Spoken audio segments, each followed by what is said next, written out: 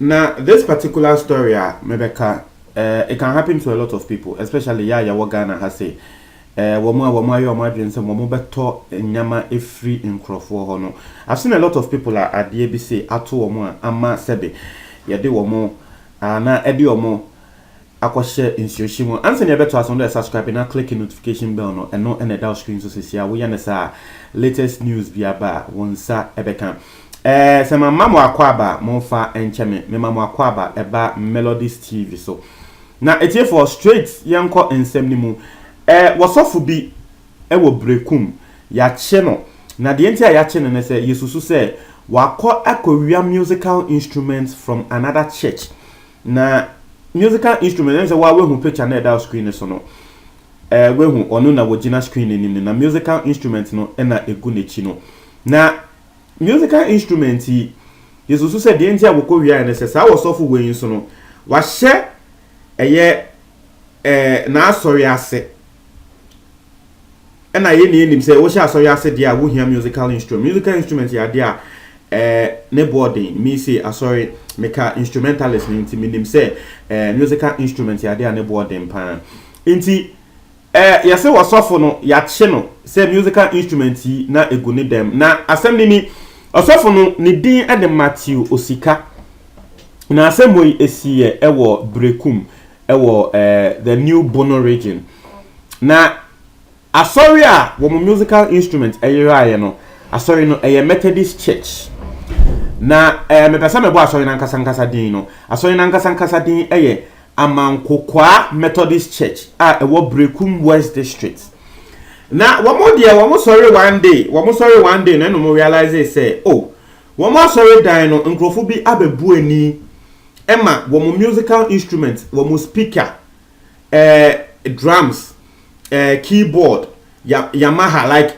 keyboard stand any sanyama ni musical instrument bass guitar ni sansem ni no ni na ayera eno mo se dabi musical instruments any ne boarding because sanyama we ya ni ayera no ye ka se ye keka bomu a ebeye over 50,000. I'm telling you for a fact sanyama we ya yesi ni na ayera no sa Yamaha wo hwa top brands sa wo hwe speakers sa sebi egu papa we chi any other instruments na utumi say yes microphones ni nyama na ye kekambo mu a me sure say ebepa 50,000 crown ho nti omo hwe ya wo nyama we ayera na sorry into the first thing they did and they say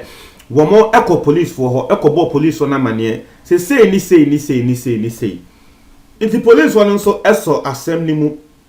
ekra asem no efa na say a theft case and just a police for a chance yes one more air investigation na they be make us and say mebo police for abaso because first what they asem eco police in him and now they got two police in him not as one more trust one be investigation not as asem a yard and seven previous some because asem no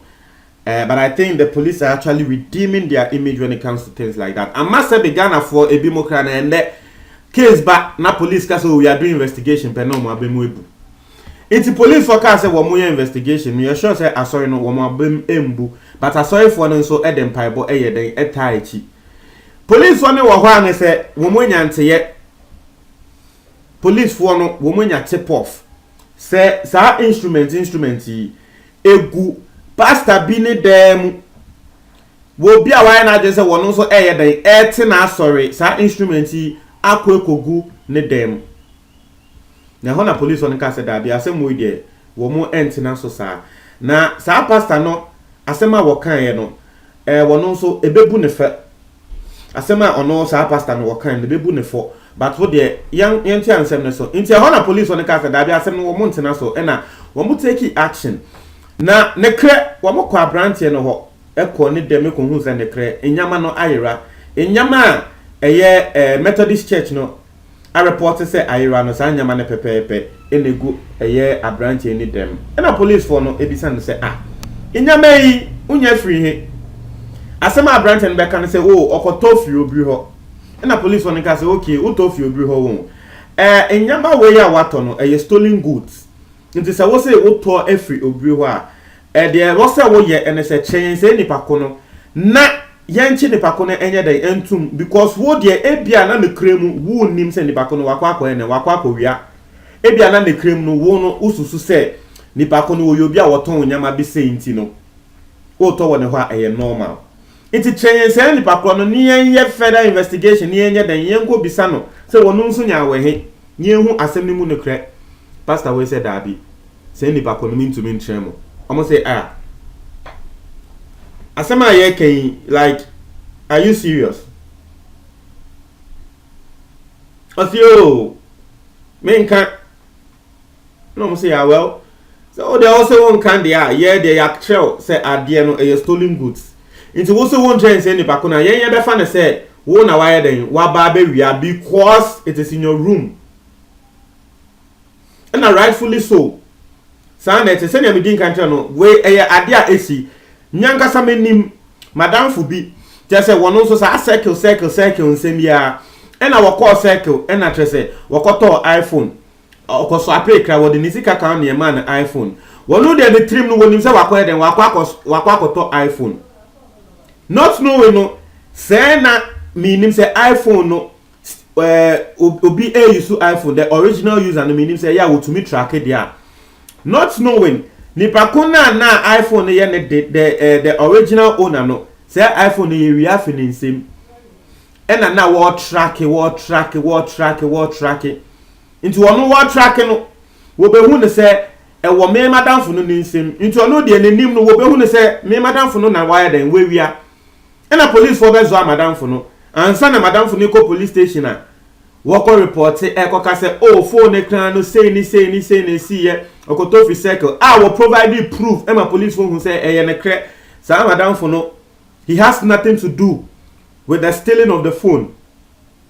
Iti eye nsem bia e wo ho de bia ye kan se wo to ade efri wo bi ho a yesre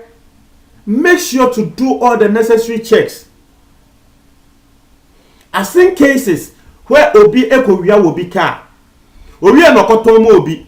na wo ton wa manipa ko no wo ton no cheap price sebe se obi ton ade ama cheap price ana eya na wankasa dwen ho ne hu ne se ade we ya nipa we wo ton ama me at this price na ebia na bibi wo ho minim efie bi very nice house 3-bedroom house very nice house na who beside the price of sa efie na obeka say dabi there's something wrong with efie no na wo bi ba e beside the price of efie ana ye ka say ye rent wo bi ba ya wo be beside rent no ye boy ye nani age wo say in an area like this menya edan chief say me dey met name etiefo eseweni wokoti name no in the 2 months and no 2 year every single day nkrofo ba ebe robe no every single day ye ba be robe no nti ye ho na wo twe hu no hu say hey say ntia e na efie fefefe a ewo area bi say mu no ya ye den ya tete price ne so because the owners ne kra na wo mu si fie no wo mu si say nkomo de mo hu bo mo kra ye be robe omo e ma wo mu tu fifie ni mu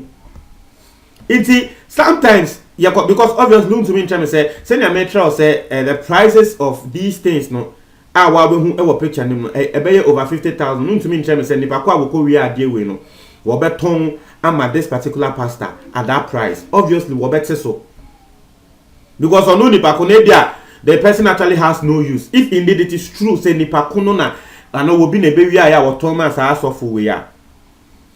and there's one ni back no hu ne say ade we kra no use inti the be man the cheap price can not say okọ ni baby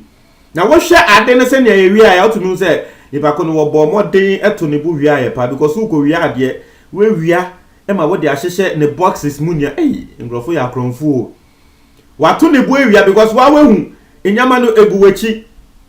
we hu say we e won the box mu we e won the box mu microphone won the box mu we won the box mu guitar no utunu say e was a guitar bag ni mu utunu say ne ba ko ne share dey wie anyama no package ye nice e no de abema eye osofu we a osofu we nso wato na we wo bi beka say eye obi hu nkom sha na nkan sofu na ba bonten e beka na say be wo sofu a wokoto ade a ye wia from another church e no de nyankopon enyi antrel minim say e no ni asema wo bi e be den e beka ba mo tre mo adwen e wo comment box ni mu the time the story we bremo ne say mesre madam fo bi ono asema wo beka ne say he se wo koto ade a won to brand new o se ade bia wo beto no to brand new ene de wonim say de wo to no eye tie rubber men koto second hand na later nsensa me mba se ade na wakoto kra no wo bi na eko wi aya wa ba beto ama nti madam fu bi de bia za asem no na oka so koto ade brand new a e bia betimi a tell say oh ade eye 800 cedis e betimi a tell say ade ba wo na second hand ni aba so me de mema 300 cedis so se dabi pisika na koto sa brand new no nti we enye efutuo sebe mo amutie me minim se ngrofo bebre mo amutie me ma a mo Ghana Accra area no mo ye swap even in Kumasi me swap yi ma ye bi pen Kumasi emra na me go school wo Kumasi no swap na me ye manto ye brand new phone da every single year na phone na mato no na me discount kan na makoji latest swap na nsei e na ye huhu nsem bi eni so e na ye hu ne se dabi sa swap no chale ebetumi ama asem ato because imagine say wakoto ade afi obi ho nipa kono ko wiaye na oto ade fi nipa kono ho wiaye nipa kono hwem we film wayirem na police for aba be chew se ko kire nipa kono na won so nipa kono we film nti huntumi ntre police wonu be hu ne say wo na waye den wakobo sa akro no nti wo ka den wo mu feel o ka den wo mu feel. So we should all learn from things like this. Yenia ensem say eba yen fan to ye hofo. Yen hu ne say dabi say this is the right way to share. So what okota now person who say ade we are to ye genuine you can do it. Like you can make ube to me a background check now wa we hu. Ube to me like you can ati ase Inti no etie for quickly no me pesa mo try mo adwen comment box nimo. Now I have a lot of stories for you today and to be on the lookout. Yes, be on the lookout, me that say.